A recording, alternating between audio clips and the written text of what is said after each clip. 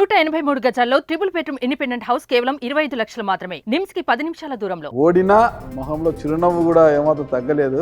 రాజకీయాల్లో గెలుపు ఓటములు సహజం. ఒక చిన్న మాట నా అచ్చెన్నాయుడు గారు గెలిచిన తర్వాత, ఒక పూజకు పనికిరాని పువ్వు పైన నేను గెలిచినాను. ఎంత తీసి పడేశారు కదా మిమ్మల్ని. అసలు ఒక పూజకు పనికిరాని పువ్వు. ఆ పార్టీలో చాలా మంది 60,000, 70,000, 90,000. నీదెందుకు 30,000? మీ మీదే 5 సార్లు పోటీ చేసి ఓడిపోయి నేను, నా స్థితిలో మీరుంటే ఈ పార్టీకి ఉరేసుకుంటారు, లేకపోతే రాజకీయాల నుంచి తప్పుకొని పారిపోతారు. ఇప్పుడు నియోజకవర్గంలో ప్రశాంతంగా హ్యాపీగా ఉన్నారా మీరు? ఇబ్బందులు ఉన్నాయి. బూతులు మాట్లాడటం అన్నది రాష్ట్ర చరిత్రలో మొట్టమొదటిసారిగా ప్రారంభించింది పవన్ కళ్యాణ్ గారు. తప్పుడు ప్రచారం చేసి లబ్ధి పొందారు సార్. తొక్కేశారు కదా. ఇప్పుడు మళ్ళీ సింగిల్ డిజిట్కి వాళ్ళే పోతారు. రాత్రి కల వచ్చిందా? టెక్కలిలో మీరు నివాసానికి ఇంకొక ఇల్లు ఎందుకు కట్టుకున్నారు చెప్పండి. మరి ఎవరున్నారు నాకు? మీ భార్య లేదా మీ వెంట? దువ్వాడ శ్రీనివాస్ గారి చూపు మరొకరి వైపు మళ్ళింది. నిజమే, నేను ఒక ఆమెకు దగ్గర. నాయకుడు సిద్ధం సభల నుంచి ఒకటే చెప్తుంది, ఏమి? పేదలకు పెత్తందారులకు మధ్య యుద్ధం. ఇక్కడ పేదలు ఎవరండి? కార్యకర్తలే పేదలు. జగనన్న రక్షణ కవచముల, జగనన్న ఆశయ సాధన కోసం ఈ దువ్వాడ శ్రీనివాస్ అనునిత్యం పని చేయాలనే నిర్ణయించుకునే మా జీవితం సాగిస్తాం.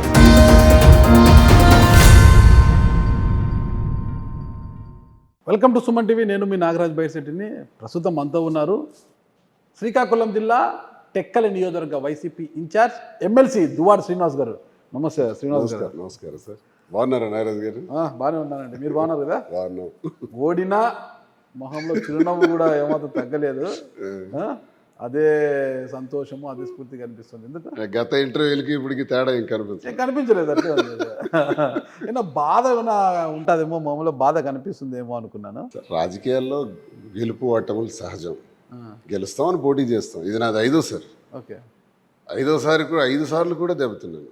దగ్గర అతి తక్కువ ఓట్లతోనే దెబ్బతింటుంది. పోస్ట్ మార్టం చేయలేదా మీరు? ఎందుకు ఓడిపోతున్నాను ఇలాగ? ఏంటి కారణం? ఎక్కడ నా వైఫల్యం అనేది? వాళ్ళు చాలా కాలం తెలుగుదేశం పార్టీ ఆవిర్భవించిన దగ్గర నుంచి నా ఫైట్ ఎప్పుడు ఎర్రమనాయుడు, అచ్చెన్నాయుడు వీళ్లతో జరగటమే నాకు స్ట్రాంగ్ ఫైట్ అయిపోయింది బాగా. వాళ్ళు అధికారంలో ఎక్కువ కాలం ఉన్నారు. పార్టీ ఆవిర్భవించిన 45 ఏళ్ళు దాటితే ఇంచుమించు 30-35 ఏళ్ళు అధికారంలో ఉంది. ఎంత ఉన్న శ్రీకాకుళం జిల్లాలో మీ కాళింగ సామాజిక వర్గం అత్యధికంగా ఉండేది. కాళింగ బలమైన సామాజిక వర్గము, అత్యధికంగా ఓటున్నారు. ఆ సామాజిక వర్గానికి చెందిన మీరు, వాళ్ళు కొప్పలవెల్లము కదా వాళ్ళు. ఆ సామాజిక వర్గం పైన ప్రతిసారి ఓడిపోవడమే సరిపోయింది కదా. పరుష పదజాలంతో మీరేమో విరుచుకుపడ్డం ఎన్నికల సమయంలో, మళ్ళీ బోర్లా పడ్డమే సరిపోయింది. ఎప్పుడు ఫైట్ చేసాం సార్, చాలా గట్టిగా ఫైట్ చేసాం. కానీ నా కర్తవ్యం నేను గట్టిగా చేశాను. కానీ వాళ్ళకి ఎక్కువ అధికారం ఉండటం, వాళ్ళ ధనం పరంగా కానీ అధికార పరంగా కానీ అన్ని రిగ్గింగ్లు కానీ రౌడీజం కానీ అన్నీ కూడా బాగా వాళ్ళు పాతుకుపోయినారు ప్రాంతాల్లో. వాళ్ళతో 2024 మీరు అధికారంలో ఉన్నారు కదా. పాపం అచ్చెన్నాయుడు గారిని 30 తిప్పలు పెట్టారు కదా. ఆయన ఆయన కూడా పవర్ మీదే కదా. కింద పడేసి కొడతా, లేసి కొడతా, లెగిసి కొడతా, మీసం తిప్పుతీరి అన్నీ చేస్తారు కదా. ఆయన కింద పడేసి లేసే లోపలే 10 సార్లు లేచి కొడతాను అంటే మరి ఏమైంది? మిమ్మల్ని ఆయనే పడేశాడు. లేయలేని పరిస్థితిలో ఉన్నారు, అంతే కదా. ప్రజా తీర్పును అంగీకరిస్తాం సార్. ఒక చిన్న మాట అన్నాడు, 5 సార్లు ఓడిపోయారు మీరు.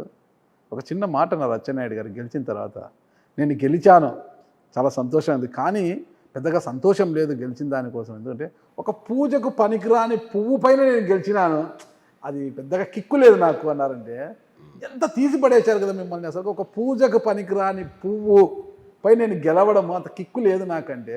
అసలు ఏంటి అసలు రాజకీయం? ఆయన ఆ మాటే మాట్లాడితే దానికి నా సమాధానం ఏంటంటే, అందరూ కూడా మీ తెలుగుదేశం పార్టీలో చాలా మంది ఓట్లు నేను అన్నది అచ్చెన్నాయుడు తెలుగుదేశం పార్టీ. ఆ పార్టీలో చాలా మంది 60,000, 70,000, 90,000. మా జిల్లాలో శ్రీకాకుళంలో కూడా 50,000, 40,000 పైచిలకే అందరి మెజార్టీ. నీదెందుకు 30,000?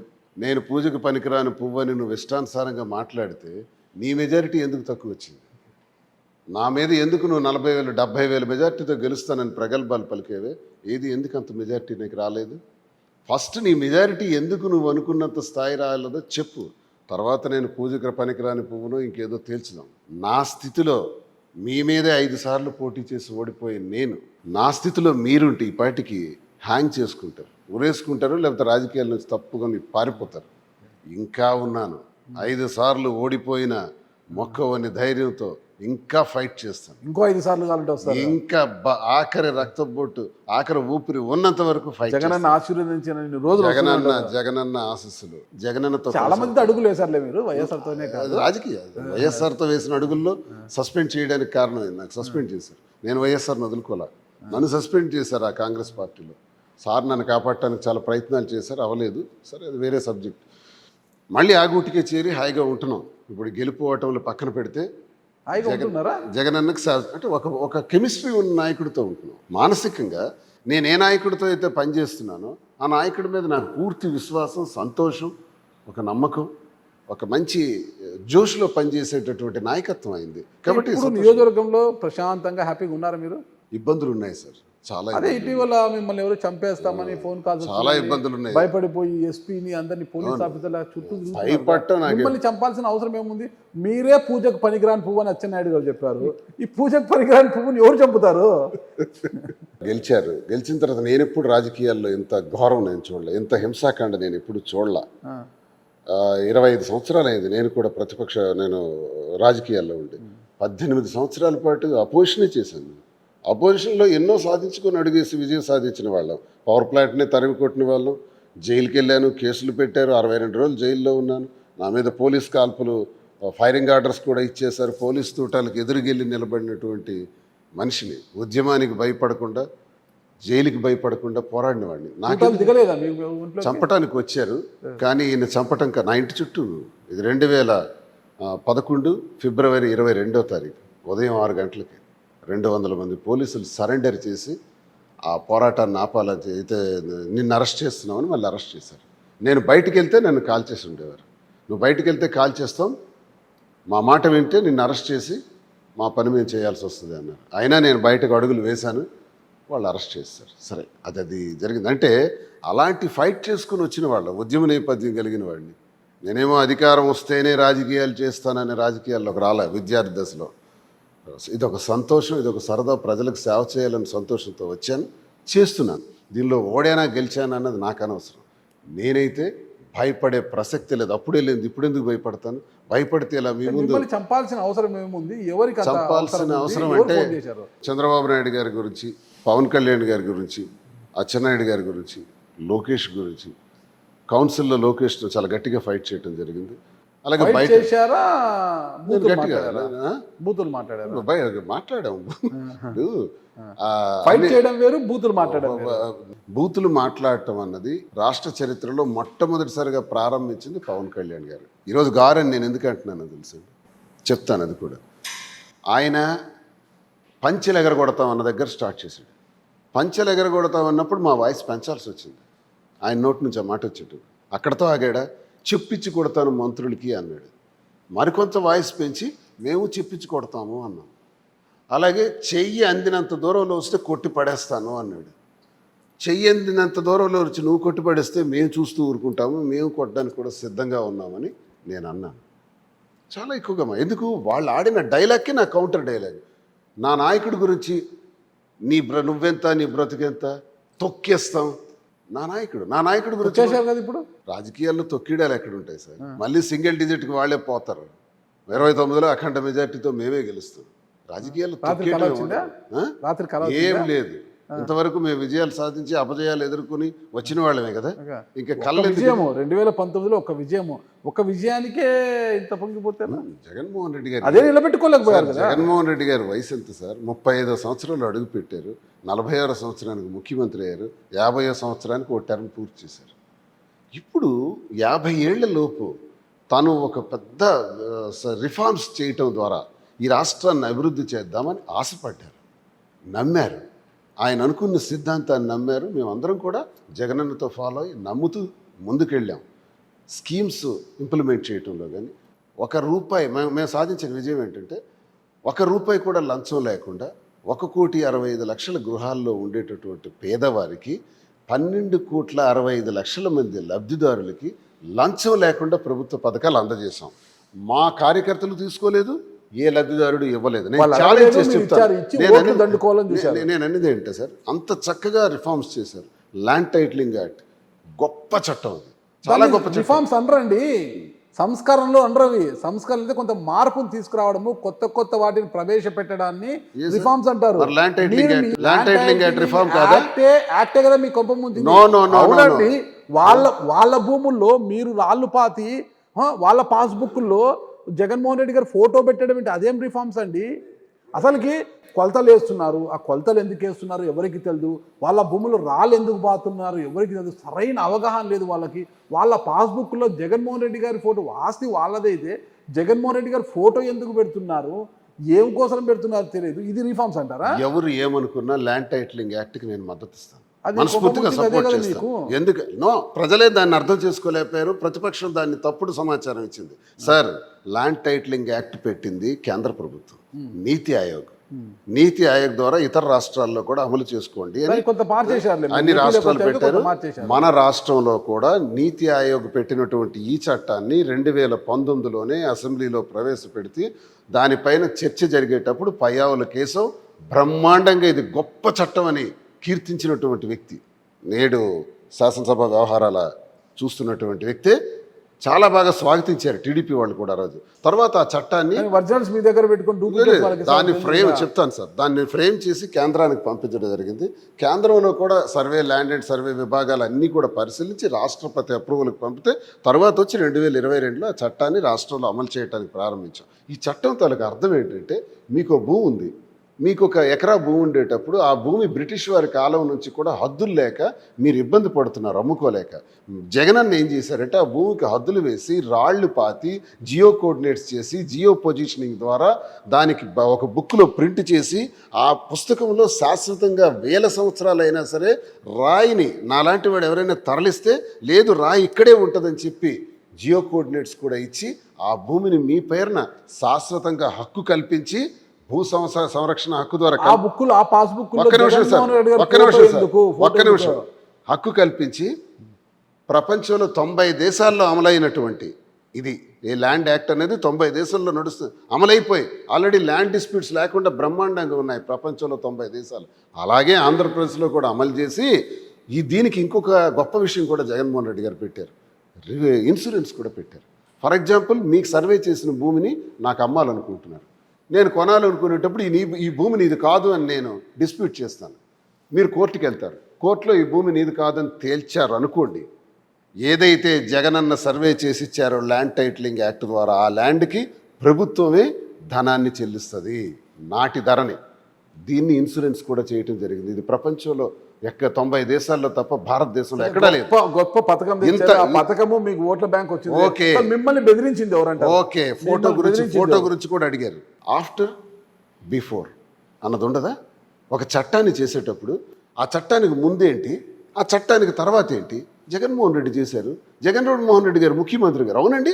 చంద్రబాబు నాయుడు, పవన్ కళ్యాణ్, లోకేష్, సిగ్గుందా? రాజశేఖర రెడ్డి, అది చెప్తాను సార్, చంద్రబాబు గారు, అది చెప్తా సార్. సిగ్గుందా? జగన్మోహన్ రెడ్డి గారి ఫోటో ఉంటే మీకున్నటువంటి ఆ భూమి, మీ పేరునున్న భూమి జగన్మోహన్ రెడ్డి గారికి వచ్చేస్తుందా? ఫోటో ఎందుకు వేసుకోవాలండి? ప్రధానమంత్రి ఆవాస్ యోజన కింద 1,80,000 రూపాయలు కేంద్ర ప్రభుత్వం ఇస్తే పేదవాడు ఇల్లు కడుతున్నాడు. దాని మీద ప్రధానమంత్రి గారి తాలూకా ఒక షీట్ స్టోన్ వస్తుంది, ఫోటో వస్తుంది, ఆయన పేరు వస్తుంది. అంటే ఈ నిధులు ప్రధానమంత్రి ఖాతాకి వ్యక్తిగతంగా వెళ్ళిపోతున్నాయా? ఇల్లు నిర్మించేది ప్రభుత్వ నిధులతో నిర్మిస్తే పెట్టచ్చు. వీళ్ళ భూముల్ని కొలతలేసి రాళ్ళు పాతి వాళ్ళ పాస్బుక్లో, వాళ్ళ ఆస్తికి సంబంధించిన పాస్బుక్లో మీ ఫోటో పెట్టడమే తప్పనేది వాదన. సార్, ఫోటో అన్నది ప్రతి గవర్నమెంట్ అన్ని, ఇప్పుడు మీరు వెబ్సైట్లు ఏ ఓపెన్ చేసినా చంద్రబాబు నాయుడు ఫోటో ఉంటుంది, ఎందుకంటే is the chief minister. Sir, ఒక్కటి నేను చెప్పాను, దీన్ని తప్పుడు ప్రచారం చేసి లబ్ధి పొందారు సార్. 10 సంవత్సరాల తర్వాత అయినా 15 సంవత్సరాల తర్వాత అయినా ఈరోజు జగన్మోహన్ రెడ్డి గారు పెట్టిన ల్యాండ్ టైటిలింగ్ యాక్ట్ మళ్ళీ రూపకల్పన చేయకపోతే ఆ రోజుకు నేను బ్రతికుంటానో లేదో తెలియదు. మీకు ఈరోజు సవాల్ చేస్తున్నాను, చరిత్రలో మళ్ళీ ఈ యాక్ట్ పునరావృతం అయి తీరుతుంది. ఆ రోజు జగన్మోహన్ రెడ్డి గారు రిఫార్మ్ ఏంటో అర్థమవుతుంది. జగన్మోహన్ రెడ్డి గారు సచివాలయ వ్యవస్థను రిఫార్మ్స్ ద్వారా తీసుకొచ్చారు, వాలంటీర్ వ్యవస్థను రిఫార్మ్స్ ద్వారా తీసుకొచ్చారు, ప్రభుత్వ పథకాలు ప్రతి గడపకి అందేటట్టు చేశారు, రైతులకు భూమికి ఇన్సూరెన్స్ కట్టారు, ఇన్సూరెన్స్ కట్టి పంట నష్టం వస్తే వెంటనే రైతు అకౌంట్లో పడేటట్టు చేసి రైతు భరోసా ఇచ్చి విత్తనాలు అన్ని ఇచ్చి ఎరువులు చేశారండి, ఇచ్చి అన్ని చేసినా ప్రజలు మిమ్మల్ని అర్థం చేసుకుని ఓడించారు. మిమ్మల్ని చంపాల్సిన అవసరం ఉంది. ఎవరు మీకు ఫోన్ చేస్తున్నారు? ఎలక్షన్ అయిన తర్వాత ఎప్పుడైతే ఓడిపోయినామో నాకు తెలిసి ఒక 2000 పైచీలకు ఫోన్ కాల్స్ వచ్చుంటాయి. ప్రతి నిమిషం ఫోన్ ఎత్తితే ఎక్కడ రావున్నా, నేను ఇప్పుడే చంపేస్తాం, నరికేస్తాం, నీ కారుతో నేను తగలబెట్టేస్తాం, ఎక్కడున్నావు నువ్వు? నేను విసిగి నా లొకేషన్లు కూడా ఇచ్చాను, పలానా దగ్గరలో ఉంటున్నాను. ఏం చేస్తారు? చంపేస్తారు, అంతే కదా. ఎందుకు చంపుతారు? ఏంటి మీకు నాకు సంబంధం ఏంటి? అంటే మీరు మా పవన్ కళ్యాణ్ తిడతావా, మా లొకేషన్ తిడతావా, మా చంద్రబాబు నాయుడిని తిడతావా? నా కొడక, 5 రోజుల్లో నువ్వు ఎక్కడున్నా వెతికి చంపేస్తాము అని బెదిరింపు కాల్స్. ఈ బెదిరింపు కాల్స్కి బెదిరేవాడిని కాదు, బెదిరితే నేను లొకేషనే ఇవ్వను. ఇప్పుడు కూడా ఇక్కడ మీ ఇంటర్వ్యూలో కూడా చెప్తున్నాను, ఇక్కడే ఉన్నాను. ఈ ఫోన్ చేసిన వాళ్ళకి ఎవరికి నీ సమాచారం తెలిస్తే నేను హైదరాబాద్ వస్తాను, ఇక్కడ ఉంటాను, టెక్కల్లో నడి రోడ్డు మీదే ఉంటా, హైవే మీద. మీ ఇష్టం, చంపాలంటే చంపండి. అంటే ఓడిపోతే, అంటే పోటీ చేస్తే, మీరు తిట్టినప్పుడు మేము అదే భాష ద్వారా మీకు స్పందిస్తే చంపేస్తారా?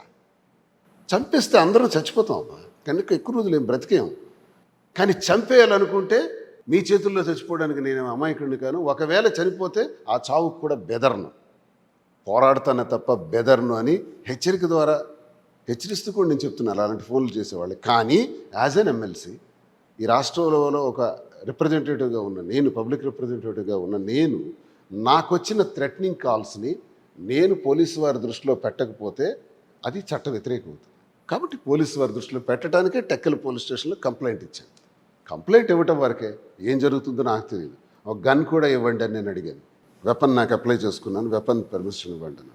ఇంకెంతవరకు ఇవ్వాల. నాకున్న 2 ఇవ్వాల. ఇంకా 2+2 గన్ మ్యాన్ ఉంటే తీసేసినారు, ఒక 1+1 పెట్టారు. ఇవన్నీ ఏంటి సార్ కక్షాదింపు చర్య? కాకపోతే నిన్నటి వరకు ఒక పరిస్థితి ఉండేది, ఇప్పుడు ఎందుకు తీసి పడేసినారు? నాకు ఇంతమంది థ్రెటనింగ్ కాల్స్ ఇస్తున్నారు. మీకు ఈరోజు మీరు మీడియా ముందు చెప్తున్నాను, రేపు ఏదైనా జరగచ్చు. అందుకే నేను పోలీస్ స్టేషన్లో కంప్లైంట్ ఇచ్చాను, గన్ కూడా అడుగుతున్నాను. గన్ నా స్వీయ రక్షణ కోసం, నా సెల్ఫ్ ప్రొటెక్షన్ కోసం అడుగుతున్నాను. ఇది కాబట్టి నేనేం భయపడి ఇది చేయలేదు సార్. మా ప్రభుత్వం అంతా మంచి చేసింది. ఓడినామంటే కారణం చంద్రబాబు నాయుడు 4 అబద్ధాలు ఆడాడు. అంటే అమ్మఒడి ప్రతి బిడ్డకి ఇస్తామంటే మేము ఒక్కడికే ఇస్తామన్నాం. ప్రతి బిడ్డకి నాకు 3 పిల్లలు ఉన్నారు. మీ ఇంట్లో వాళ్ళే మీకు శత్రువులు ఎవరు? అది ఒప్పుకోరా మీరు? అసలు ఎంతసేపు అది చెప్తారు. మీ ఇంట్లో వాళ్ళే, మీ భార్య మీ ప్రధాన శత్రువు. మీ భార్యకు ఫస్ట్ ఇన్ఛార్జ్ ఇచ్చారు, మళ్ళీ తప్పించి మళ్ళీ మీకే ఇన్ఛార్జ్ ఇచ్చి టికెట్ ఇచ్చారు. మీపై రెబల్గా బరిలోకి దిగడానికి సిద్ధమైతే పెద్దలంతా వచ్చి ఆమెను బుజ్జగించి తప్పించారు. ఓకేనా? మీ భార్య మీకు ప్రధాన శత్రువు. ఇక పలాసలో ఉన్న మీ సోదరులు ఇద్దరూ కూడా సీదిరి అప్పలరాజు గారి మీద పొద్దున్న లేచినప్పటి నుంచి బురద జల్లుతున్నా కూడా ఏ రోజు మీరు పట్టించుకోలేదు. ఇలా చివరి నిమిషంలో వాళ్ళు కూడా టీడీపీలోకి వెళ్ళిపోయారు. పోతూ వైసీపీ మీద ఇంత పెద్ద బండరా వేసిపోయారు వాళ్ళు. మీ తమ్ముళ్ళు మీ వెంట లేరు. మీరు కట్టుకున్న భార్య, మీలో సగమైన మీ భార్య మీకు మద్దతుగా లేదు. ఇంకా మీరు ఎలా గెలుస్తారని, ఇక ప్రజలు ఓట్లు ఎందుకు వేస్తారు మీకు? నాకు అర్థం కాదు. మా తమ్ముళ్ళు నేను ఎలా అయితే జగన్మోహన్ రెడ్డి గారిని నమ్ముతానో, ఇష్టపడతానో, వాళ్ళు అలాగే ఇష్టపడతారు. కానీ వాళ్ళకి అక్కడ స్థానిక మాజీ మంత్రి అప్పలరాజు గారికి పెద్ద డిస్ప్యూట్స్ ఉన్నాయి.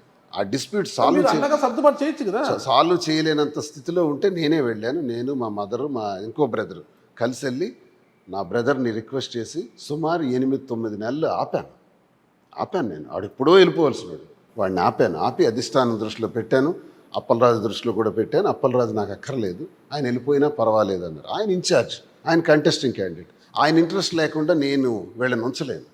కాబట్టి నా తమ్ముడు కాబట్టి నాకు ఈ పార్టీలో ఉన్నటువంటి సంబంధాలు వేరు, జగన్మోహన్ రెడ్డి గారితో ఉన్న సంబంధం వేరు. మనం ఆ పని చేయకూడదని తిట్టి వారించి ఆ ఫొటోస్ కూడా ఉన్నాయి. ఇంటికి వెళ్ళి రిక్వెస్ట్ చేశాం. వాడు తలొగ్గాడు. సరే, నేను జగన్ గారి మనిషిని, కానీ నాకు ఇక్కడ నరకం చూపెడుతున్నారు. అధికారంలో ఉన్న నన్ను చావుగొట్టాడు అప్పలరాజు. నా పరిస్థితి ఏంటని నన్ను ప్రశ్నించాడు. సరే, అధిష్టానంలో మాట్లాడతానన్నాను. అది సెటిల్ కాలేదు, ఆయనే వద్దనుకున్నాడు. సరే, నీ ఇష్టం అయితే అనుకున్నాను. కానీ నువ్వెప్పుడైతే పార్టీ మారుతావో, ఇక్కడ స్థానిక సమస్యలు నాకు అనవసరం, ఏం జరిగిందో నాకు అనవసరం. నువ్వు పార్టీ మారాలనుకుంటే నీకు నాకు సంబంధాలు కూడా ఉండవు. ఇది కూడా గుర్తుంచుకో అని చెప్పాను. ఆ రోజు నుంచి ఈ రోజు వరకు అమ్మతోడు నేను ఫోన్ కూడా చేయలే, మాట్లాడలే. తమ్ముళ్ళ పరిస్థితి ఇది. మీ ఆవిడ మీపై ఎందుకు కత్తి కట్టారు? ఆవిడ మీకు రెబల్గా, ఎవరైనా భర్తకు టికెట్ వస్తే ఊరు వాడ తిరిగి అందరు ఇంటింటికి వెళ్ళి పసుపు కుంకుమ ఇచ్చి కుంకం పెట్టి మా భర్తను గెలిపించాడని అడగాల్సింది పోయి ఆమె రెబల్గా మీపై బరిలోకి దిగుతామన్నారు కదా. మనిషికి ముందు ఆకలి వేస్తుంది. ఆకలి తీరిన తర్వాత మంచి సౌకర్యం కలిగినటువంటి రూమ్ ఉంటే బాగున్నా అనిపిస్తుంది. బిల్డింగ్ అయిన తర్వాత అధికారం ఉంటే బాగుండు అని అనిపిస్తుంది. కలియుగం. నేను ఎమ్మెల్యేగా పోటీ చేస్తూ, నేను వైస్ చైర్మన్గా చేసి, నేను ఎమ్మెల్సీగా చేస్తున్న దాన్ని సాధారణంగా మీరన్నట్టే సగటు జీవితాల్లో భారతదేశంలో మన సాంప్రదాయాల ప్రకారం నా భర్త అయితే ఏంటి, నేనైతే ఏంటి అన్నది ఉంటుంది. నేను ఒక 25 సంవత్సరాలుగా కష్టపడి నేను రాజకీయాల్లో ఒక గ్రౌండ్ ఏర్పాటు చేసుకున్నాను. పర్సనల్గా ఒక ఇమేజ్ క్రియేట్ చేసుకున్నాను. అది దాని ద్వారా నేను అవ్వాలనుకుంటే తనకి అవ్వాలనిపించింది, నేను అవ్వాలనుకున్నారు. ఒకే రక్తంగా ఉన్న అన్నదమ్ముల మధ్య ఈ రాజు కానీ భార్యాభర్తల మీద ఇది ఉంటుంది ఎప్పుడు కూడా. ఒకే ఇంట్లో మరి 2 నియోజకవర్గాల్లో భార్యాభర్తలు ఇద్దరికి పోటీ చేస్తారు. కానీ నా భర్త పోటీ చేసి నా భర్తను కాదు నాకు ఇవ్వాలా, భర్త పోటీ చేస్తే రెబల్గా పోటీ చేస్తాననే ఒక వింత చరిత్ర మాత్రము టెక్కల్లోనే చూశాను. ఇదొక కథ. నేను మహాభారతం చదివాను, రామాయణం చదివాను. వ్యాస మహర్షి లాంటి వారు శ్రామికుడి దగ్గర నుంచి రారాజు వరకు అన్ని క్యారెక్టర్ని మహాభారతంలో రాశారు. ప్రతి ఒక్క వ్యక్తికి అది అవసరమైన కథ అది. కానీ ఈ కథ రాయలేదా అని నాకు అనిపిస్తుంటుంది ఒకసారి. అంతటి మహానుభావుడు ఈ కథ ఎక్కడ రాలేదు. నిజమే మీరు అన్నది, నిజం మీరు అన్నది. ఇష్టం లేకపోతే డివోర్స్ అయిపోతారు, ఇష్టం లేకపోతే ఇంకా వేరేగా జీవించే వాళ్ళు ఉంటారు. టికెట్ నాకు కావాలి, నేనే పోటీ చేయాలనుకునే తను, ఆ విషయంలో మేమిద్దరం డిస్ప్యూట్ అవ్వటం, ఆ డిస్ప్యూట్ తారస్థాయికి చేరి అధిష్టానం వరకు రావటం, ఆమెకి టికెట్ నేనే అనౌన్స్ చేసేటు. సార్ కూడా చెప్పాను, ఇద్దన్నా ఇచ్చేద్దాం అన్న టికెట్, ఇంకెందుకులే అన్నాను. నేను జగన్ అన్నకు చెప్పాను, అన్నేమో వద్దు నువ్వే చెయ్యి అని అన్నా సరే నా అన్నకి నేను నచ్చ చెప్పాను. అన్న నేను ఇలా ఉంటానులేండి అన్న, పార్టీ పని చేస్తాను, ఆమెకి ఇచ్చేద్దామని నేనే ప్రకటించాను. నాకు ఆ స్వార్థం ఉంటే నేను ప్రకటించను కదా, స్ట్రైట్గా అడుగుతున్నా ఒక పని ప్రకటించాను. తను పోటీ చేస్తాను, తిరుగుతున్నారు. ఎందుకో మళ్ళీ అది ఆ రిపోర్ట్స్లో రాలేదు సరిగ్గా అన్నది. లాస్ట్ మినిట్లో జనవరిలో మళ్ళీ నన్ను టికెట్ మార్చారు. రేపు జనవరి 12కి సరే నువ్వే చేయాలన్నారు. సరే చేస్తానన్నారు. ఆ కక్ష పెట్టుకొని తను పోటీకి సపోర్ట్ చేయలేదు. సపోర్ట్ చేయకపోవడం మరి ఇది జరిగింది. మీరు టెక్కలిలో మీరు నివాసానికి ఇంకొక ఇల్లు ఎందుకు కట్టుకున్నారు చెప్పండి? కట్టుకున్నాను, వేరేగా ఉంటున్నాను. అది ఏంటది? మరి ఎవరున్నారు నాకు? ఎవరు లేదా మీ వెంట? లేరు. ఎందుకు లేరు? ఇది ఈ డిస్ప్యూట్స్ చాలా తారస్థాయికి వెళ్ళినాయి, చాలా పీక్స్కి పోయినాయి. ఆఖరికి మేము ఎవరి దారి వాళ్ళు చూసుకునే పరిస్థితికి వచ్చేస్తున్నాం. ఇందులో రహస్యం ఉంది. కేవలం రాజకీయ విభేదాలేనా, పదవి కాంక్షలేనా? మా ఇద్దరి మధ్య మిస్అండర్స్టాండింగ్స్ ఉన్నాయి. మీకు తెలియదు, బయట ప్రపంచానికి తెలియదు, కానీ ఉన్నాయి. నేను అది గృహం వరకే మేము కాపాడుకున్నాం. ఆ గృహాన్ని వరకే ఉంచుకున్నటువంటి నేను ఇప్పుడు ఈ రీతిలో బయట తను ఎప్పుడైతే పడిందో అన్ని బయటకు వచ్చినాయి. మొత్తం విషయాలు బయటకు బర్స్ట్ అయ్యాయి. సరే బర్స్ట్ అయినప్పుడు తనకి ఇష్టం లేనప్పుడు తన జీవితం తను ఉన్నాయి, నా జీవితం, నా పిల్లలు నాకు ఉన్నారు, పిల్లలు చూడవలసి లేదు. చదువుకుంటా, డాక్టర్స్ అయిపోయారు. ఓ పాపకు మ్యారేజ్ అయిపోయింది, ఇంకో పాప ఉంది. ఆ పాప సంగతి కూడా అంతా నేను చూసుకుంటాను. ఇది విడిచిపెట్టినా, నా ధర్మం, నా పిల్లలు సపరేట్ ఉన్నారు. ఇప్పుడు వాళ్ళు చదువుకుంటున్నారు, అంతా నేనే చూసి. మీరు సపరేట్ ఇల్లు సపరేట్ ఒక ఇంట్లోనే, అంటే వేరే హాస్టల్ తీసుకోలేదు? లేదు, లీగల్గా అయితే లేదు, కానీ నేను సపరేట్గా ఉంటున్నాను. నా జీవితం మీరు అన్నట్టు ఏకాకి ఒంటరిగా ఉంటున్నాను. రాజకీయ విభేదాలు కాదు, దువ్వాడ శ్రీనివాస్ గారి చూపు మరొకరి వైపు మళ్ళింది, అందుకే ఈ విభేదాలు వచ్చాయి, తద్వారానే ఇది చిలికి గాలివానగా మారింది అంటారు. ఓపెన్ హార్ట్ నిజమే. నాకు ఎప్పుడైతే నేను ఒంటరినైనాను, నా మనస్సాక్షి ప్రకారం నేను బాగా ఆశించాను. చిన్నటి విద్యార్థి దశలోనే ఒక ఉన్నత స్థాయికి వెళ్ళాలి, ఉద్యోగానికి వెళ్ళి ఎవరికో నమస్కారం పెట్టుకుని కూర్చోవటం కన్నా ఉన్నత స్థాయికి వెళ్దామని గ్రానైట్ వ్యాపారాల్లో కానీ, చిన్నప్పటి నుంచి మైనింగ్స్ నాది బిజినెస్, మైనింగ్స్లో ఒక ఉన్నత స్థాయికి వెళ్ళాను వ్యాపారంలో. అలాగే రాజకీయాల్లో కూడా ఎంతోంత గెలిచినా ఓడినా మీలాంటి వాళ్ళ దగ్గర ఒక పలుకుబడి సంపాదించుకుని వచ్చాను. ఎప్పుడైతే ఈ పరిస్థితులు నాకు దాపరించినాయో ఏకాకిని అయిపోయాను, ఒంటరిని అయిపోయాను.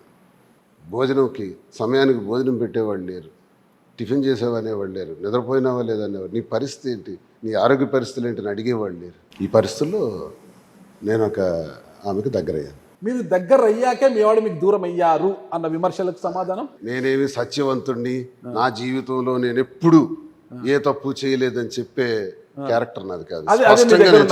స్పష్టంగా చెప్తున్నాను. నేను ఎప్పుడైనా నా 25 సంవత్సరాల వివాహ జీవితంలో అప్పుడప్పుడు చిన్న సంఘటనలు బయట తిరగటాలన్నది, అంటే నేను ఓపెన్గా కొన్ని చెప్పకూడదు, అది మా ఇంట్లో తెలిసిన విషయమే. నా భర్త సత్యవంతుడు అనుకునే పరిస్థితి ఏం కాదు. నేను కూడా ఏదో శ్రీరామచంద్రమూర్తిని అనుకునే క్యారెక్టర్ కూడా నాది కాదు. నేను కూడా నేను బయట సమాజంలో అందరూ చెప్పుకోలేరు, చెప్పుకోరు, నేను చెబుతున్నా ఓపెన్గా చెప్తున్నా. భయం ఏముంది?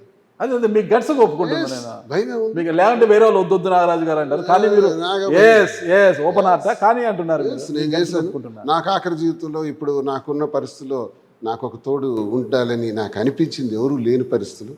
Yes, నాకు రిలేషన్ ఉంది. ఆ రిలేషన్ డీటెయిల్స్ తర్వాత మీకు చెప్తా. ఉందా లేదని అడిగారు. ఉంది.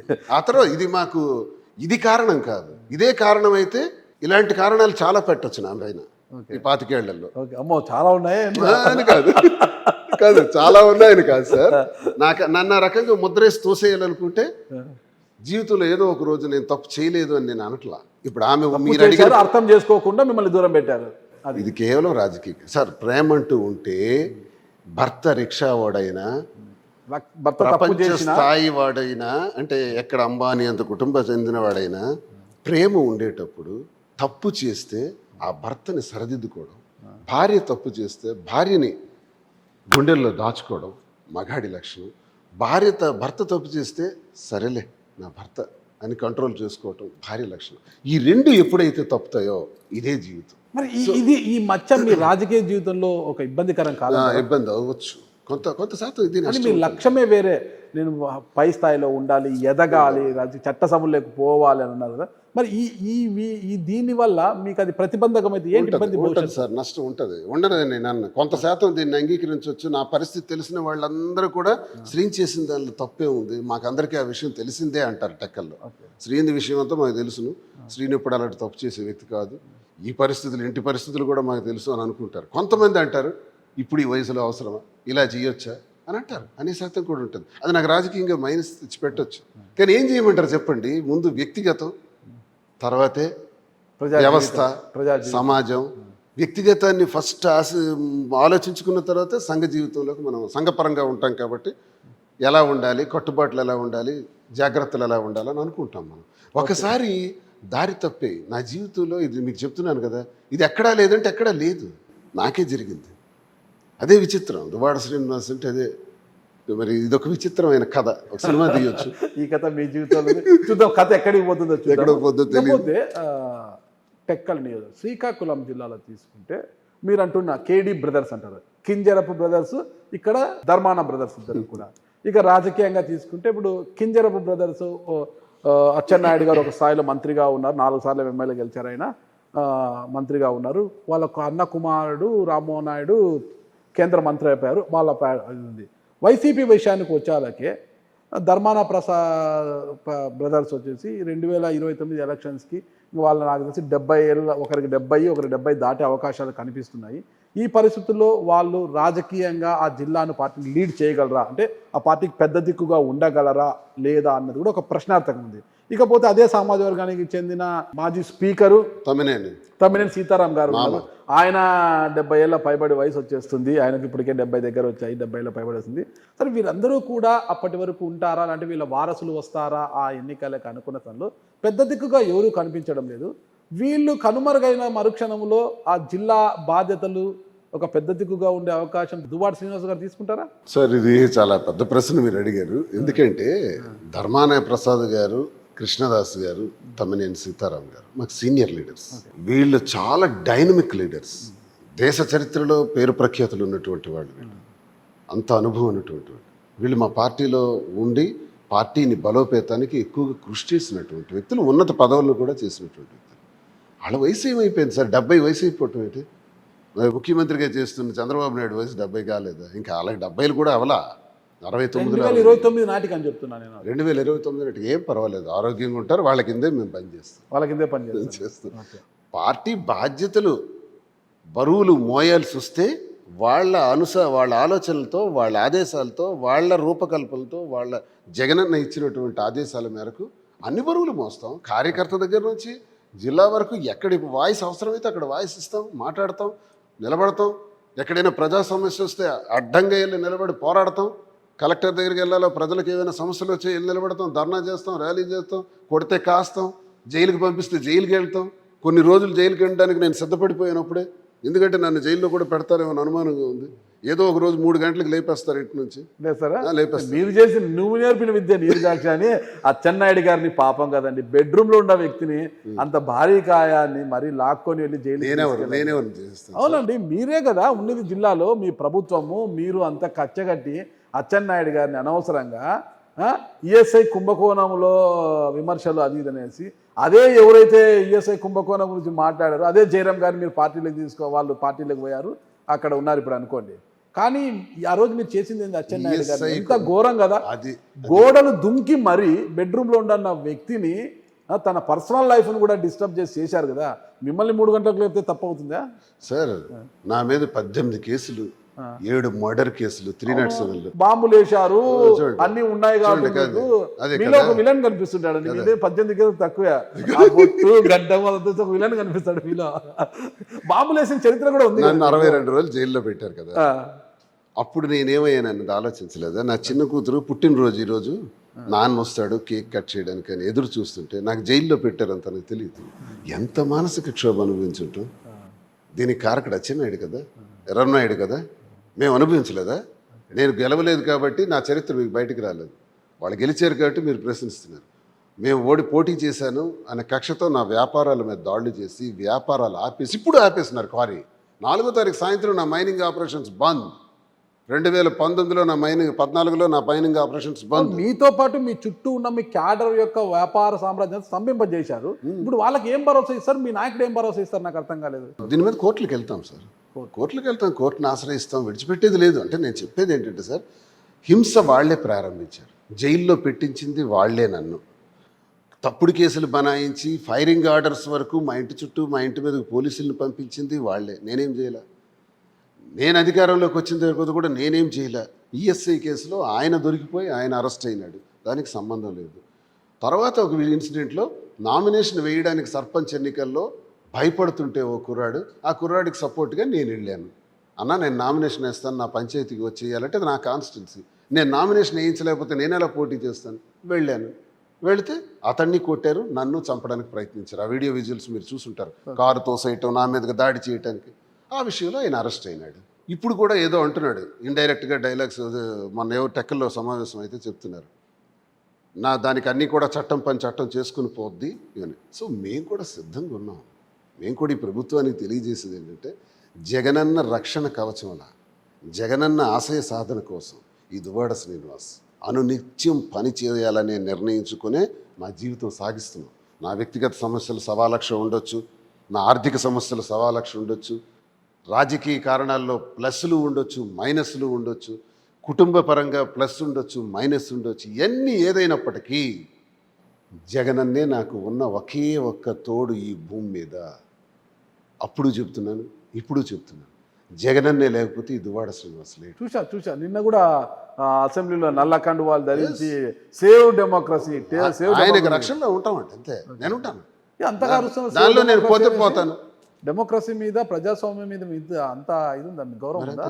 సభకు వెళ్ళి ఈ రాష్ట్రంలో జరుగుతున్న హింసాకాండ మీద మాట్లాడడానికి వెళ్తే బడ్జెట్ ఏంటి, ఓటాన్ అకౌంట్ బడ్జెట్ ఏంటి, రాష్ట్ర చరిత్రలో మొట్టమొదటిసారి పెట్టినటువంటి బడ్జెట్ ఇది.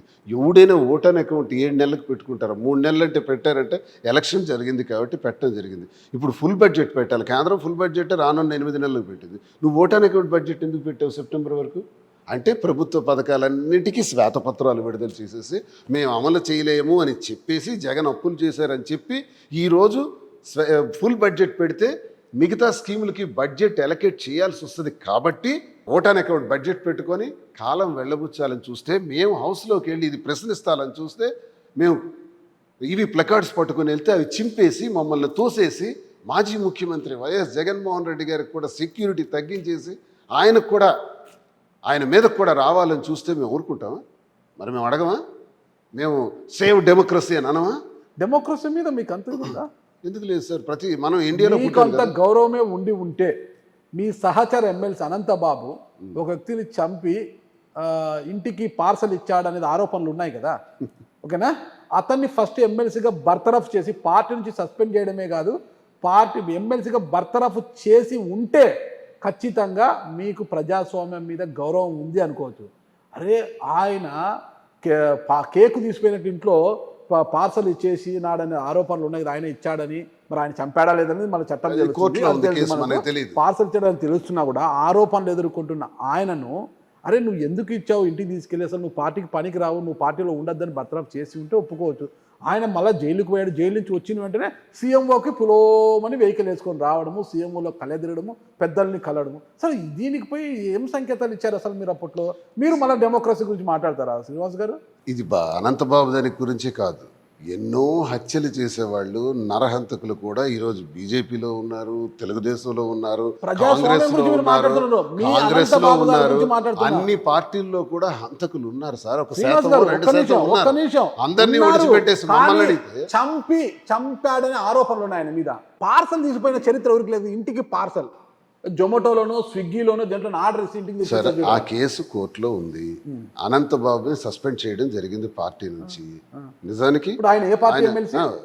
వెంటనే వైఎస్ఆర్సీపీకి ఉన్నాడు. ఆయన వచ్చాడు, నా కేసు రుజువయ్యే వరకు నేను నేరం చేయలేదు, కేసు కోర్టులో ఉంది కాబట్టి నన్ను రక్షించండి, కాపాడండి అని పార్టీని ప్రాధాయపడి ఉండొచ్చు. సరే, ఆన్ హ్యుమానిటేరియన్ గ్రౌండ్స్ మళ్ళీ ఆయనకి కన్సిడర్ చేసి ఉండొచ్చు. ఇది రాజకీయాల్లో అత్యంత సహజమైన విషయం. దీన్ని డెమోక్రసీ మేమేదో స్పాయిల్ చేసేసినట్టు. ఒక్క నిమిషం శ్రీనివాస్ గారు, ఈ విషయం గురించి నేను మాట్లాడతాను. దంతులూరు కృష్ణ గారు తెలుసా మీకు? పులివెందర విన్నాను. దంతులూరు కృష్ణ గారు విన్నాను. తన జీవితం మొత్తం కూడా వైఎస్ కుటుంబానికే దారబోసాడు ఆయన. అవును, విన్నాను. ఓకేనా? పెద్ద ఆయన సీనియర్ రాజశేఖర రెడ్డి గారి దగ్గర, రాజారెడ్డి గారి దగ్గర నుంచి రాజశేఖర రెడ్డి గారు, తర్వాత జగన్మోహన్ రెడ్డి గారికి, జగన్మోహన్ రెడ్డితో వయసులో సమకాలికులైన ఇద్దరు ఫ్రెండ్స్ కూడా తన జీవితం మొత్తం ఆయనకు ఎవరితో గట్టు తగాదాలు లేదు, ఆస్తి తగాదాలు లేవు. అందరితో పాపం ఆయన ఫ్యాక్షన్ నడిపేంత పరిస్థితికి వచ్చి పరిటాల రవి కుటుంబంతో ఇతరత్ర వాళ్ళతో కూడా అనవసరం చేసుకుని తన జీవితాన్నే నాశనం చేసుకున్నాడు ఆయన. చెప్పాలంటే ఇక కేసులు గట్రా జైలు జీవితం అంతా చేస్తే ఆయన జగన్మోహన్ రెడ్డి గారు ఆయనకు ఎక్కడ పక్కన పెట్టుకుంటే పార్టీకి చెడ్డ పేరు వస్తుందో, తనకు ఎక్కడ నష్టం జరుగుతుంది, దంతులూరు కృష్ణని ఆమె దూరంలో పెట్టేశారు. తన జీవితాన్ని వైఎస్ కుటుంబం కోసం దారపోస్తే దంతులూరు కృష్ణని పట్టించుకొని జగన్మోహన్ రెడ్డి గారు అనంతబాబు గారి మీద అంత ప్రేమ ఎందుకు? ఆయన నేను తప్పు చేయలేదు, ఆ శిక్ష నాకు తీర్పు వచ్చేంత వరకు నన్ను కాపాడండి అని వస్తే ఆయన హక్కును చేర్చుకోవడం ఎందుకు? దంతులూరు కృష్ణ గారిని కూడా హక్కును చేర్చుకోవచ్చు కదా. ఒక్కో ప్రాంతంలో ఒక్క నాయకత్వం, ఒక్కో స్థానిక సమస్య, ఒక్కో ప్రాంతీయ సమస్య ఉంటుంది సార్. ఆ ప్రాంతీయ సమస్యను బట్టి, ఆ ప్రాంత పరిస్థితులను బట్టి కొన్ని నిర్ణయాలు తీసుకోవాల్సి వస్తుంది. ఇదే రాజకీయం అంటే. అంతేనంటారా? మీ రాజకీయాలు ఒక నమస్కారం.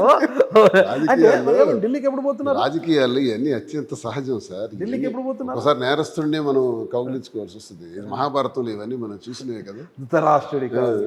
మీ నాయకుడు సిద్ధం సభల నుంచి ఒకటే చెప్తుండే, ఏమి?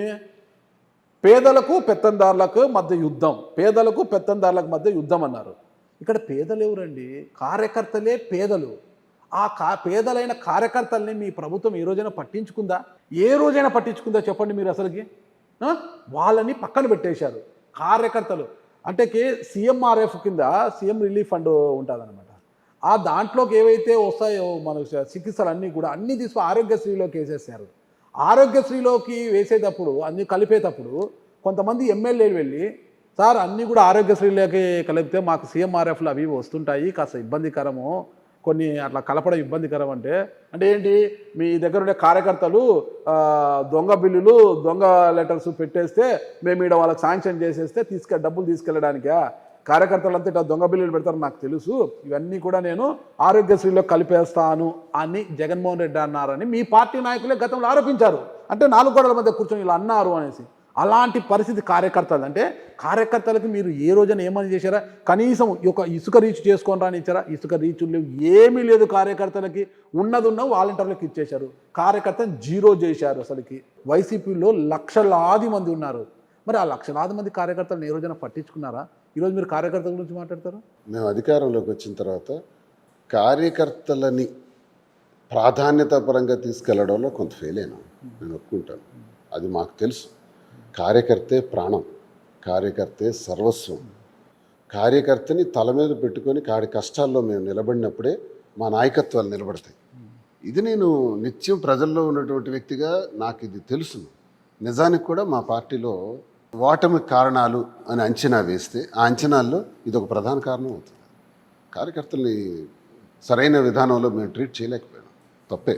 ఇకనా ఇక్కడ నుంచి అది సరిదిద్దుకొని ముందుకెళ్ళేటటువంటి ఏర్పాట్లు చేయడానికి మేము చూసుకుంటున్నాం. కానీ ఇందరకు మీరు ఒక మాట అన్నారు, దాన్ని నేను ఖండిస్తాను. ఏంటంటే కార్యకర్త అంటే ఇసుక రీచ్లు ఇవ్వటం, కార్యకర్త అంటే ఆరోగ్యశ్రీల ద్వారా అక్రమంగా అక్రమ బిల్లులు పెడితే ఇచ్చేయటం, కార్యకర్తలు అంటే డబ్బులు 5 lakhs రూపీస్ లోపు నిధులు ఇచ్చి నామినేటెడ్ విధానంలో డబ్బులు శాంక్షన్ ఇచ్చి పనులు చేయకుండానే బిల్లులు ఇచ్చేయడం, ఇవన్నీ తెలుగుదేశం పార్టీకి అలవాటైనటువంటి పనికి ఆహార పథకంలో కానీ లేదా ప్రభుత్వ నిధులను దుర్వినియోగం చేయడంలో తెలుగుదేశం కార్యకర్తకు మించినటువంటి అనుభవజ్ఞుడు ఈ దేశంలో ఉండడు. అలాంటి అలవాట్లు ఈ పార్టీలో చేయటానికి సిద్ధాంతపరంగా ఇష్టపడలేదు. అలాగే మా కార్యకర్తలు కూడా ఎవరు కూడా ఆ రకంగా తినాలని ఎవరు కూడా ఆశించలేదు. అయితే లేదు, ఆరోపణలు వచ్చాయి, ఇలా చేస్తారు కార్యకర్తలు కాబట్టి నేను కట్ చేస్తున్నాను ఇవన్నీ అని. ఓకే, ఆల్టర్నేటివ్ మీరు కార్యకర్తలకు ఏదో ఒక మృతి చూపెట్టాలి కదా. సార్ ఎప్పుడు అలా అనరు. సార్ మాకెప్పుడు చెప్తుంటారు, కార్యకర్తలు చూసుకోండి జాగ్రత్తగా, గ్రౌండ్ లెవెల్లో పనిచేసుకోండి, జాగ్రత్త చూసుకోండి అంటారే తప్ప కార్యకర్త సార్ మీకే పనులు లేవు, కార్యకర్తలకు మీరేం పనులు ఇస్తారు అనుకుంటే పెద్ద ఆయన అనుకొని కార్యకర్తల్ని పట్టించుకోండి. కార్యకర్తల కోసం ఒక వృత్తి ఏదో ఒకటి పెట్టిండాలి. మీకే ఫండింగ్ లేదు, మీకే వర్క్ లేవు, మైనస్. అదే మాకు మా ఓటమికి ఉన్న కారణాల్లో ఒక కారణం.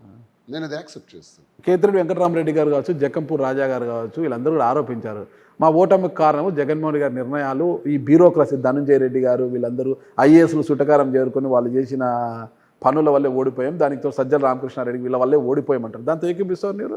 151 స్థానాలతో జగన్మోహన్ రెడ్డి గారు గెలిచినప్పుడు ఎవరి సలహా సూచనలతో ఆయన గెలిచారు సార్? ప్రజల ఆదరాభిమానాలు, ఆయన చేసిన పాదయాత్ర, అంతకుముందు ఆయన చేసిన ఓదార్పు యాత్ర, ప్రజలలో మా కోసం ఒక నాయకుడు ఉన్నాడు అని కలిగిన భద్రత, భరోసా 151 స్థానాలు ఇచ్చింది. ఎవరు సూచనలు కాదు, సలహాలు కాదు. 10వ సంవత్సరంలో 2010లో ఆయన అడుగుపెట్టి 14 నుంచి 19 వరకు 14లో ఓడి సర్పంచ్ అభ్యర్థిగా పెట్టడానికి అభ్యర్థి కూడా ముందుకు రాని రోజుల్లో 2013లో తనొక్కడే భరిస్తూ ఒక్కడే అడుగు వేసి ఆ అడుగు ద్వారానే కోట్లాది అడుగులు పడిన తర్వాత జగనన్న 2014లో ఓడి 19 వరకు ప్రజలతో ఉండి ఉద్యమాలు చేసి నిరాహార దీక్షలు చేసి ఎన్నో ఇబ్బందులు పడి 19లో 151 స్థానాలతో గెలిచారు. అప్పుడు మేమెవరం ఆయనకు సలహాలు సూచనలు ఇచ్చేయలేదు. మాలో కొంతమంది అన్న మాట నిజం కావచ్చు కాకపోవచ్చు, కానీ అంత ఓడినంత మాత్రాన అంత గట్టిగా నాయకుడి మీదే మనం అనటం కరెక్ట్ కాదని నేను అంటాను. నా మనసు, నా మైండ్ చెప్తుంది. నాయకుడు కొన్ని రిఫార్మ్స్ చేసి కొంత మంచి చేశాను, ఈ మంచి ద్వారా ఇంకా మంచి చేస్తానని అనుకున్నారు. ఆయన ఏం తక్కువ చేశారు? సంక్షేమాన్ని ఒకవైపు, అభివృద్ధిని ఒకవైపు, 4 సీపోర్ట్లు, 8 ఫిషింగ్ హార్బర్లు, అలాగే 17 మెడికల్ కాలేజీలు, చరిత్రలో ఎప్పుడూ కనీవిని. అసలు మా పరిపాలన, జగనన్న పాలన 3 సంవత్సరాలే. 2.5 ఏళ్ళు కరోనాతో పోయింది. 2.5 ఏళ్లే గట్టిగా ఆయన పరిపాలించారు. 2.5 ఏళ్లలో ఇన్ని చేశారు. మళ్ళీ గెలిచుంటే ఇవన్నీ చేసి ఉండేవాడిని అని అనుకున్నారు.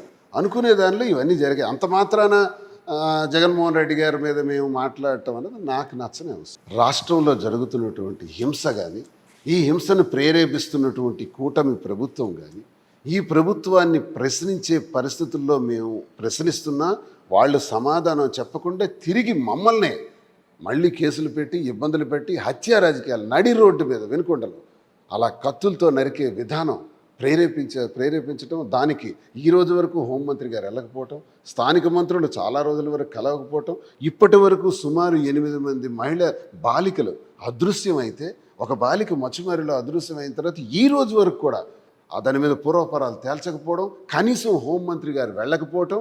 ఎన్నికలకు ముందు మాత్రం 32,000 మహిళలు అదృశ్యమయ్యారు వాలంటీర్ల వల్ల అన్నారు. ఏరియా 32,000ని వెనక్కి తెచ్చిపెట్టండి. మీ కేంద్ర నిఘా బృందాలు చెప్పాయి కదా, చెప్పినప్పుడు 32,000 మంది అదృశ్యం అయిపోయారు అన్నారు కదా. ఎందుకు మీరు ఊరుకుంటున్నారు? అసలు పవన్ కళ్యాణ్ గారు మౌనముద్ర ఎందుకు పోషిస్తున్నారు? వారు ఎప్పుడు ప్రశ్నిస్తానంటే ఒక రకంగా నేను అనుకున్నాను, ఓకే ప్రశ్నించే తత్వం మంచిదే, కానీ ఇప్పుడు ఎందుకు నోరు మూగపోయింది? ఎందుకు మీరు ప్రశ్నించరు? మీరు చెప్పిన 32,000 మంది మహిళలు ఎక్కడా? నేను అడుగుతున్నా, హోమ్ మినిస్టర్ గారికి అడుగుతున్నా, వాళ్ళకి వెనక్కి తెచ్చే ఆలోచన మీరు చేయరా? తీసుకురారా? మా వల్ల జరిగింది అన్నారు, మీ వల్ల ఏం జరగబోతుంది? మీ టైంలో 8 మంది బాలికలు ఈరోజు అదృశ్యం అయితే, ఒక మచ్చిమారిలో గిరిజన బాలిక జరిగిన అదృశ్యం పైన ఏం సమాధానం చెప్తారు? ఈరోజు వరకు పరామర్శకే వెళ్ళలేదే. ఇన్ని జరుగుతున్నాయి. రాష్ట్రంలో రావణ కాష్టంలా కాలిపోతుంది. 45 రోజులు అయినప్పటికే సర్వనాశనం అయిపోయింది. ప్రభుత్వ పథకాలు, ప్రతి బిడ్డకి అమ్మఒడి అన్నాడు, ప్రతి తల్లికి అమ్మఒడి అంట. మాకు తెలియదు ఎంత కామెడీ. అదే తల్లికి వందనం పేరుతో నీకు 15,000, నీకు 15,000, నీకు 15,000, నీకు 15,000, మొత్తం మీకు 60,000 ఆయన చెప్పిన వీళ్ళు అధికారంలోకి వచ్చిన తర్వాత ఇప్పుడు ఏం చెప్తున్నారంటే పిల్లలకు కాదు తల్లులకి ఇస్తాం. ఏంటి సార్ ఈ జీవోలో ఈ బూతులు, ఈ దౌర్భాగ్యం ఏంటి? జీవోని ఇంగ్లీష్లో వక్రీకరించి అలా మదర్స్కి ఇస్తామని చెప్పారా? ఈరోజు ద్రోహం. రైతు భరోసా ఏది 20,000 అన్నారు, ప్రతి మహిళకు కూడా 18 సంవత్సరాలు దాటితే 1,500 రూపాయలు అన్నారు, నిరుద్యోగ భృతి ఇస్తామన్నారు 3,000 రూపాయలు. ఏది బడ్జెట్? ఆ బడ్జెట్లో పెట్టకుండా ఈరోజు ఓటాన్ అకౌంట్ బడ్జెట్ పెడుతున్నారు, ఫుల్ బడ్జెట్ కూడా పెట్టలేపారు. ఇది రాష్ట్రంలో అరాచకం కాదా? ఇది దౌర్భాగ్యం కాదా? దీన్ని మేము ప్రశ్నిస్తున్నాం. షర్మిల గారు నిన్న ఒక ప్రెస్ మీట్ పెట్టి ఒక కామెంట్ చేశారు. సొంత బాబాయిని చంపితే ఏ రోజైనా ఢిల్లీకి వెళ్ళి ధర్నా చేశారా మీరు? సొంత బాబాయిని చంపితేనే పట్టించుకొని మీరు వినుకొండలో ఎక్కడో వ్యక్తిగత కక్షలతో వాళ్ళు చంపుకుంటే దాన్ని సాకుగా చెప్పి ఢిల్లీకి వెళ్ళడం ఏంటి జగనన్న? అసెంబ్లీ సమావేశాలు జరుగుతున్నాయి, అసెంబ్లీలో కూర్చొని ప్రజల సమస్యలపై గొంతు విప్పు ఢిల్లీకి వెళ్ళి ఏం చేస్తావు జగనన్న అన్నారు కదా. మరి దాని మీద మీ సమాధానం? షర్మిలమ్మకి ఎందుకంటే రాజశేఖర రెడ్డి గారు బిడ్డ కాబట్టి మాకు అభిమానం ఉంటుంది కదా. బిడ్డ కాబట్టి అమ్మ మీరు తప్పు చెప్తున్నారు. మీరు ఎప్పుడు స్పందిస్తున్నారు ఎప్పుడంటే చంద్రబాబు నాయుడికి చిన్న చేమ కొడితే షర్మిలమ్మ స్పందిస్తున్నారు, కాంగ్రెస్ పార్టీ కోసం స్పందించట్లా. చంద్రబాబు నాయుడికి అంటే ఇక్కడ విచిత్రంగా ఉంది. పవన్ కళ్యాణ్ జనసేన, తెలుగుదేశం, బీజేపీ, ఎన్డీఏ కూటమి, ఇందులో నాలుగో పాత్ర పోషిస్తున్నటువంటి షర్మిల కాంగ్రెస్, జాతీయ కాంగ్రెస్ అన్నాం, షర్మిల కాంగ్రెస్ మేడం ఏం చేస్తున్నారంటే సడన్గా చంద్రబాబు నాయుడికి సపోర్ట్ చేస్తున్నారు. ఇప్పుడు ఇదే విషయాన్ని రాష్ట్రంలో జరుగుతున్నటువంటి అఘాయిత్యాల మీద మేము ఢిల్లీకి వెళ్ళి మాట్లాడుతున్నాం, చంద్రబాబు నాయుడు చేస్తున్న తప్పిదాల మీద మాట్లాడుతున్నాం. రాహుల్ గాంధీ గారు స్పందిస్తారా? మీ అభిప్రాయమే రాహుల్ గాంధీ గారి అభిప్రాయం అవుతుందా? వారు చంద్రబాబు నాయుడికి మీలాగే మద్దతుగా మాట్లాడగలుగుతారా? సో ఏ కాంగ్రెస్ ఇక్కడ కాంగ్రెస్ పాత్ర ఏంటి? చంద్రబాబు నాయుడికి మద్దతుగా ఉండే పాత్రే తప్ప ఎంతసేపు చిన్నాయన్ని చంపినాడు. మరి ఇప్పుడు లోకేష్ కూడా చిన్నాయన ఉన్నారు. ఎక్కడున్నారు సార్? చూపించండి సార్, చూపించండి. చిన్నాయనలు అందరికీ ఉన్నారు. ఎందుకు చిన్నాయన గురించే మాట్లాడతారు ప్రతిసారి? ఇది అడిగితే కోపం. మొత్తం ఇలాంటివి మాట్లాడతాను కాబట్టి నన్ను చంపేస్తా ఉంటారు. దువ్వాడ శ్రీనివాస్ గారి దగ్గరికి చావు రావాలన్నా భయపడుతుంది లేండి, చావు కూడా భయమే దువ్వాడ శ్రీనివాస్ గారి దగ్గర. సరే చావు అందరికీ వస్తుంది సార్, అదే ఎప్పుడో ఒకసారి వస్తుంది. కానీ ఆ చావు మీ దగ్గర రావాలంటే దాని అడ్రస్ కనుక్కొని రావాలి, అంతే కదా. నేనేమన్నా రాయలసీమ అనేది ఉత్తరాంధ్ర. ఓకే. మరి 5 ఏళ్ళ పరిస్థితి ఏంటి అసలు? దువ్వాడ శ్రీనివాస్ గారి యొక్క లక్ష్యం ఏంటి? 5 ఏళ్ళు ప్రజలు ఒక తీర్పు ఇచ్చారు. ఈ తీర్పులో నా నమ్మకం ఏంటంటే చంద్రబాబు నాయుడు చెప్పిన అబద్ధాలను నమ్మారు. కూటమి చెప్పిన అబద్ధాలన్నీ ఒక్కొక్కటి కూడా శిశుపాలుడు చేసినటువంటి 100 తప్పుల్లా ప్రతి ఒక్కటి ప్రూవ్ అవుతుంది. మేము ఒక 6 నెలల తర్వాత రోడ్డు ఎక్కుదాం అనుకున్నాం. మాకు రెస్ట్ ఇస్తాడేమో చంద్రబాబు నాయుడు అనుకున్నాం, రెస్ట్ ఇవ్వాల, వెంటనే పని పట్టించాడు. అంటే ఈ అఘాయిత్యాలు, అక్రమాలు, హత్యా రాజకీయాల వల్ల మేము రోడ్డు ఎక్కాల్సి వచ్చింది. ఇంకా ఇక్కడి నుంచి ప్రతి గ్రామ స్థాయిలో 5 ఏళ్ళు కూడా మీరే కార్యకర్తకైతే నిర్లక్ష్యం జరిగింది అని నేను అందరం బాధపడుతున్నాం.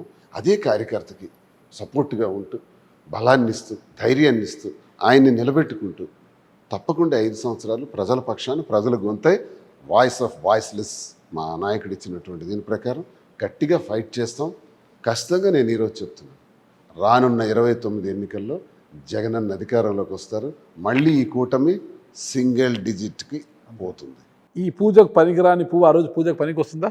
ఓడినంత మాత్రాన పూజకు పనికిరాని పువ్వు అని 30,000 ఓట్లు మాత్రమే మెజారిటీ తెచ్చుకున్న అచ్చెన్నాయుడు మాట్లాడితే నువ్వెందుకు అందరిలాగా 70,000-80,000 తెచ్చుకోలేదని నీకు ఇందుకు నేను ప్రశ్నించాను.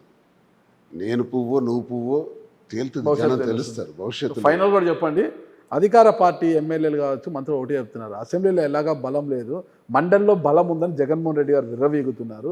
90% మంది వైసీపీ ఎమ్మెల్సీలు మాతో టచ్లో ఉన్నారు, త్వరలోనే మా కండువాలు కప్పుకోబోతున్నారు అంటున్నారు అనమాట. ఏంటి పరిస్థితి? ఆ టాక్ క్రియేట్ చేస్తున్నారు. ఇప్పుడు మేము అందరం కూడా ఢిల్లీ వెళ్తున్నాం. ఓకే, అందరూ ఎమ్మెల్సీలు వస్తున్నారు. ఉంటారు సార్, ఇప్పుడు 1, 2, 3, 4 అటువంటి పరిస్థితులు ఉండొచ్చు, ఆ భావన ఉండొచ్చు. అందరినీ మేము గ్యారంటీగా ఒక ఘాటన కట్టి నేను మాట్లాడలా. 45 మంది ఉండేవాళ్ళం, 4 పోయినారు ఎన్నికలకు ముందే. ఇప్పుడు 41 మంది ఉన్నాం. ఇందులో ఒక 3, 4 ఎలా ఉన్నారో నాకు తెలియదు. మీరు అంటున్నట్టు మాటల ప్రకారం నేను గాసిప్స్ కూడా కొంచెం వింటున్నాను. అలా జరిగితే ఒక 2, 3 ఉంటారు, 4 వరకు ఉంటారు తప్ప అందరూ కూడా పరిస్థితి ఉండదని నేను నమ్ముతున్నాను. ఆ 4 కూడా అలా చేయరని నేను నమ్ముతున్నాను. చిన్న టాక్స్ వస్తున్నాయి పేరు, అది లేదని నేను అనుకుంటున్నాను. అందరం కూడా 41 మంది కూడా జగనన్నతోనే ఉంటారు. ఖచ్చితంగా కౌన్సిల్లో మా గొంతు వినిపిస్తాం, ప్రతి బిల్లు మీద కూడా డిబేట్ చేస్తాం, నేను గట్టిగా మాట్లాడతాను. అందులో నేను స్ట్రైట్గా ఒక పాయింట్ చెప్పండి నాకు. జగన్మోహన్ రెడ్డి గారు ఎప్పుడు ఒకటే అంటారు, నా ఎస్సీలు, నా ఎస్టీలు, నా బీసీలు, నా మైనార్టీలు అంటుంటారు కదా. 2024 ఎలక్షన్లో ఎస్సీలు దూరం అయిపోయారు, ఎస్టీలు దూరం అయిపోయారు, మైనార్టీలు దూరం అయిపోయారు, బీసీలు దూరం అయిపోయారు. ఇంత జరిగినా కూడా జగన్మోహన్ రెడ్డి గారు మేల్కోలేదు. ఈరోజు మండలిలో శాసన మండలి వైఎస్ఆర్సీపీ పక్ష నేతగా లేళ్ల అప్పిరెడ్డి గారిని ప్రకటించారు, నియమించారు ఆయన్ని. అంటే మీ మండలిలో బీసీలు లేరా? దువ్వాడ శ్రీనివాస్ గారు ఒక బీసీనే కదా,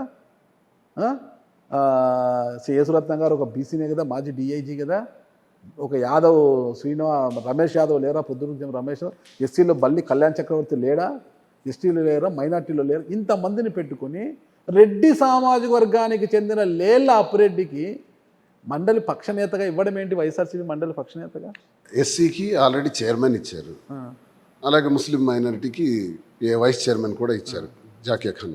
విప్పులు కూడా మాలో బీసీలు అందరూ ఉన్నారు, విక్రాంత్ ఉన్నాడు, మిగతా వాళ్ళు కూడా విప్పులుగా ఉన్నారు. మరి ఓసీకి ఏది ఇవ్వరా? మీరే కదా అన్నారు ఈ మధ్య అంతా, నా బీసీలు, నా ఎస్సీలు, నా ఎస్టీలు అని జగన్మోహన్ రెడ్డి గారు ఓసీలకు దూరం చేసుకున్నారు, ఓసీలకు పక్కన పెట్టేసినారు, రెడ్లకు దూరం చేసేసినారు, రెడ్లకు పక్కన పెట్టేశారు అన్నారు కదా. ఇప్పుడు రెడ్డికి ఇస్తే మళ్ళీ తప్పు అంటున్నారు, మరి ఓసీకి గౌరవిస్తే తప్పు అంటున్నారు. అన్నీ కనుక్కునే వెళ్ళాలి సార్. బీసీలకు మాకు చాలా స్థాయిలో ఆయన గౌరవించారు. బీసీలు, ఎస్సీలు, ఎస్టీలు చాలా హ్యాపీగా ఉన్నాం. మా బ్రతుకులు బాగున్నాయంటే ఒక బీసీ నాయకుడిగా చెప్తున్నాను, జగన్ అన్న వల్లే. భవిష్యత్తు కూడా మా బ్రతుకులు ఇంకా బాగుంటాయి ఆయన వల్లే. తండ్రి గారి వల్ల కొంత మేలు పొందాం, కొడుకు వల్ల ఇంకా మేలు పొందుతామని పూర్తి విశ్వాసం మా బీసీలు, ఎస్సీలు, ఎస్టీలకు. పాపం ఆయన నోటితో అనేవారు ఎప్పుడు, నా బీసీలు, నా ఎస్సీలు, నా ఎస్టీలు. తప్పకుండా ప్రతి ఒక్క మా బలహీన వర్గాలన్నీ ఆయన వెనక ఉంటాయి, ఎప్పుడు కూడా శాశ్వతంగా ఉంటాయి. అలాగని ధనిక వర్గాలు ఉన్నాయి, పెద్ద అగ్రకులాల వాళ్ళు ఉన్నారు, వాళ్ళని విస్మరించకూడదు. వాళ్ళని విస్మరించామన్న అపవాదం ఒకటి వింటున్నాం ఈ మధ్య. ఆ భాగంలో లేళ్ల అప్పిరెడ్డికి వస్తే తప్పే ఉంది సార్. చూద్దాం, మీ నమ్మకము, మీ విశ్వాసమే రాజకీయంగా మిమ్మల్ని అడుగులు వేయించాలి. ఎప్పటికైనా మీరు పూజకు పనికి వచ్చేలా మారాలని కోరుకుంటున్నాను. థ్యాంక్ యూ శ్రీనివాస్ గారు. నమస్తే.